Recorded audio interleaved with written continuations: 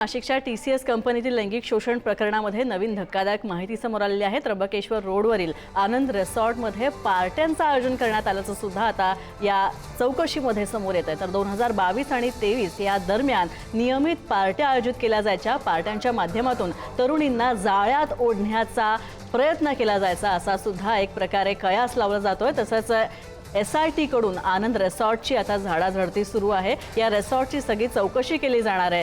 तसंच रजिस्टर ताब्यात घेण्यात आलेला आहे। या रजिस्टरमध्ये कोणाच्या एंट्रीज आहेत तसं 2022-23 या कालावधीमध्ये या वर्षांमध्ये TCS मधून कोणकोणते बडे अधिकारी कर्मचारी इथं आले होते त्या सगळ्या संदर्भातली नोंद घेतली जाणार आहे। सगळ्या दृष्टीने चौकशी केली जाणार आहे। हॉटेलचे कर्मचारी आणि व्यवस्थापनाची सुद्धा सखोल चौकशी केली जाणार आहे।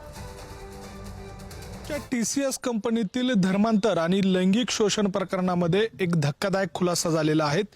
ज्या ठिकाणी आरोपी पीडित महिलांना घेऊन येत होते, ज्या ठिकाणी त्यांच्या पार्ट्या होत होत्या, त्या संपूर्ण ठिकाणाच्या अनुषंगाने SIT कडनं तपास केला जातोय। मी सध्या नाशिकच्या त्र्यंबक रोडवर असलेले जे प्रख्यात आनंद रिसॉर्ट आहे त्या ठिकाणी आहेत। या संपूर्ण परिसरामध्ये जे आरोपी आहेत SITच्या रडारवर आहेत आणि प्रामुख्याने या सगळ्या दरम्यान जे आरोप करण्यात आलेले आहेत त्या सगळ्या अनुषंगाने जो तपास केला जातोय त्या तपासाचा भाग म्हणजे याच ठिकाणी ऑनलाईन बुकिंगच्या माध्यमातून आरोपी या ठिकाणी येत होते, त्यांचं वास्तव्य या ठिकाणी अनेकदा राहिलेलं आहेत आणि अशा सगळ्या परिस्थितीमध्ये इथल्या व्यवस्थापकांशी SITच्या अधिकाऱ्यांनी आणि कर्मचाऱ्यांनी येऊन चौकशी केलेली आहेत। महत्त्वाचे जे पुरावे आहेत ते देखील ताब्यात घेतलेले आहेत, ज्यामध्ये CCTV असेल किंवा इथलं रजिस्टर असेल आणि जे त्यांनी बुकिंगसाठीचे डॉक्युमेंट्स दिलेले आहेत ते सगळे ताब्यात घेतलेले आहेत। आणि या सगळ्या पार्श्वभूमीवर माझ्यासोबत या आनंद रिसॉर्टचे मालक इंद्रजित बोंडे आपल्यासोबत आहेत, त्यांच्याशी आपण बोलणार आहोत। काय नेमकं तुमच्याकडनं सहकार्य केलं जात आहे तपास यंत्रणांना? खरं तर तुमचा रिसॉर्ट हा प्रख्यात आहे, इथं बुकिंग करून अनेक लोक येत होते आणि असतात देखील। हे आरोपी नेमके कसे यायचे? त्यांनी ऑनलाईन बुकिंग केलेली आहे मेक माय ट्रिप, गो आयबीबो अशा प्लॅटफॉर्मवरनं।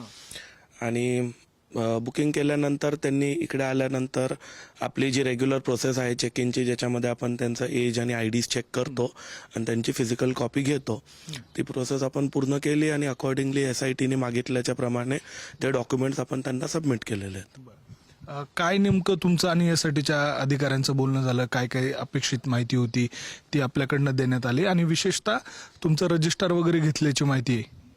रजिस्टर वगैरे आपण त्यांना हँडओव्हर केलेलं आहे आणि बाकी त्यांनी फक्त इतकं आपल्याला सांगितलं होतं की ह्या बुकिंगच्या रिलेटेड त्यांना माहिती पाहिजे आहे आणि ती माहिती आम्ही त्यांना पूर्ण प्रकारे प्रोव्हाइड केली आहे। त्याच्यात अजून काही सहकार्य त्यांना लागलं ते आम्ही करतोच आहे। व्हिडिओ जर्नलिस्ट योगेंद्र महाजनसह मी किरण ताजने, पुढारी न्यूज, त्र्यंबकेश्वर, नाशिक।